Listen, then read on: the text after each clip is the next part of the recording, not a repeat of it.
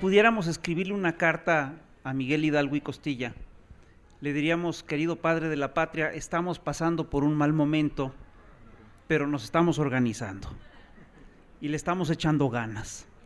Le tendríamos que decir: mira, efectivamente, mire padre, han cambiado muchas cosas, ya no existe la esclavitud como existía en sus tiempos, ahora tenemos una reforma laboral que no le pide nada a la esclavitud que ustedes tenían a principios del siglo XIX. También le diríamos: mire, efectivamente quedó abolido el régimen de castas, ya no existen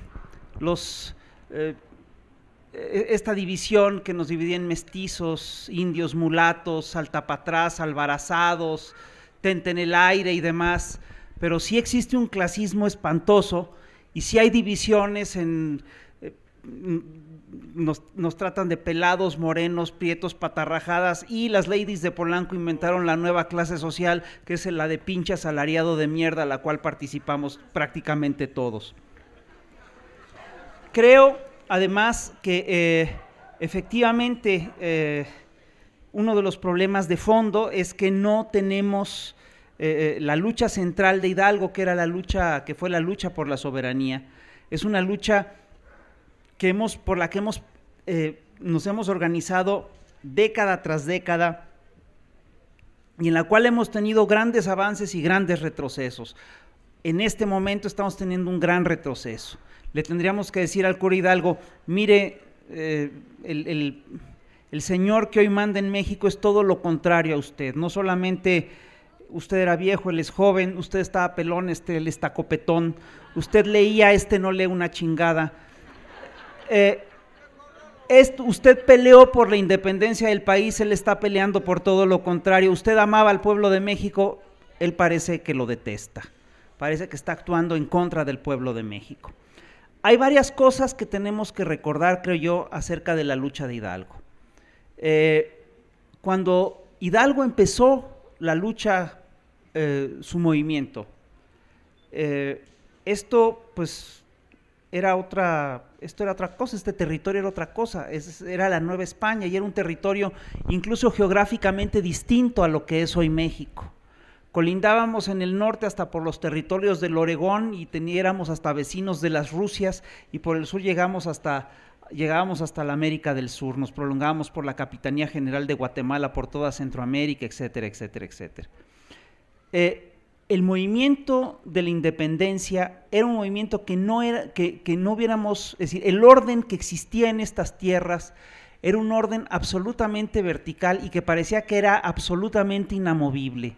Empezaba con el mandamiento: honrarás a tus padres, y terminaba, seguía, digamos, con los ordenamientos del padre Ripalda, que establecían que eran superiores en saber y gobierno, que debíamos considerar que eran nuestros padres aquellos superiores en saber y gobierno, y era una pirámide que culminaba del otro lado del mar aquí terminaba con el virrey y finalmente culminaba del otro lado del mar con la corte española, y todavía por encima de la corte española estaba el Vaticano y estaba Dios, ¿no? Era un orden que se supone que venía directamente desde Dios. Quitarse de encima todo ese orden jerárquico y estricto parecía tarea imposible, y obviamente es algo que se empezó a dar gracias a los movimientos que se dieron en Europa a finales del siglo XVIII. Todo el pleito en México, toda la guerra de independencia en México no se puede entender si no entendemos lo que fue la Revolución Francesa, si no entendemos lo que fue el movimiento de Napoleón Bonaparte, si no entendemos lo que fue la invasión a España por parte de las tropas napoleónicas, etcétera. Hoy no estamos en una situación tan distinta. Es decir, efectivamente tenemos encima un proyecto imperial muy agresivo. Hay que entender que a lo largo de la historia hay periodos en los que la gente se organiza, la gente busca defender sus derechos, tiene conquistas importantes, y estos momentos son conocidos como momentos de auge revolucionario, y hay momentos de todo lo contrario, en los que la gente pierde derechos, en los que la gente se desorganiza, en los que las minorías imponen su voluntad, y estos son momentos de auge contrarrevolucionario.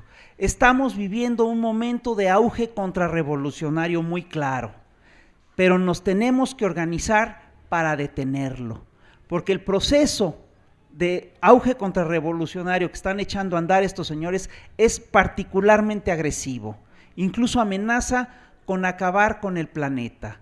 Es un proyecto que hay que reconocerlo, está bien pensado, y esto lo podemos ver aquí en México. Ha sido una larga planeación la que han hecho estos señores para imponer sus paquetes de reformas. Si nosotros revisamos los paquetes de reformas que nos han ido aventando, nos los han organizado y nos los han dado a cuentagotas sexenio tras sexenio. Ahorita decía Pablo una cosa que es totalmente cierta, nos empezaron subiendo el IVA al 6%, ya van en 16%, si nos lo hubieran aplicado al 16% de entrada, hubiéramos reaccionado de otra manera. Nos han ido quitando derechos poco a poco, primero en la práctica y ahorita ya los han consagrado en la ley, me refiero a los derechos laborales, y nos han ido quitando, han ido abriendo la puerta para la privatización petrolera poco a poco.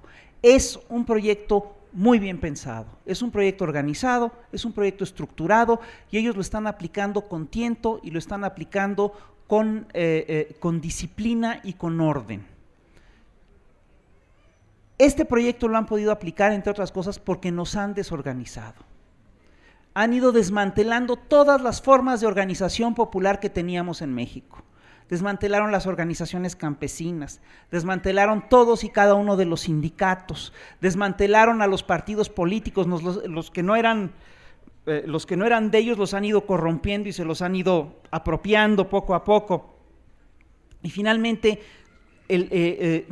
obviamente también se apropiaron de todos los medios de difusión, y hoy en día es claro que la agenda nacional la definen los grandes medios y los grandes consorcios mediáticos de este país, Televisa, TV Azteca y demás. La tarea se antoja muy complicada.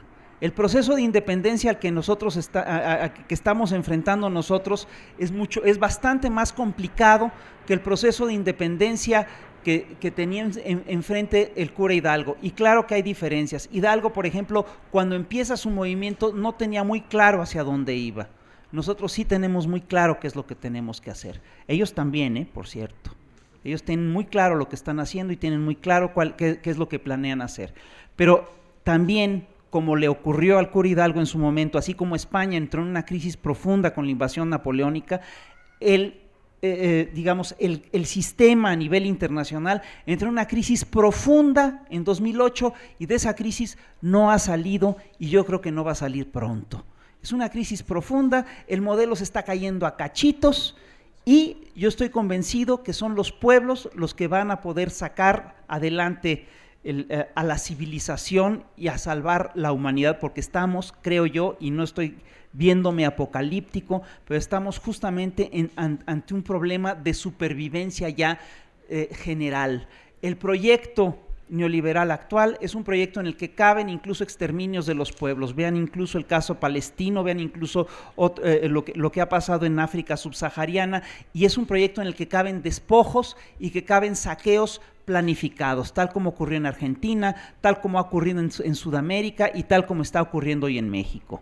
Entonces, yo solo les quiero decir lo siguiente: son tiempos complicados, son también tiempos de gran esperanza, son tiempos de lucha, y lo que tenemos que decir es, son tiempos promisorios. Lo que hagamos ahorita va a marcar el futuro de esta nación.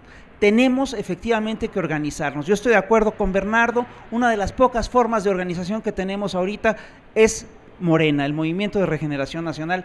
Hay que entrarle. Tenemos además que convertir esta conciencia ciudadana que se ha ido creando a lo largo de estos años, la tenemos que cambiar cualitativamente.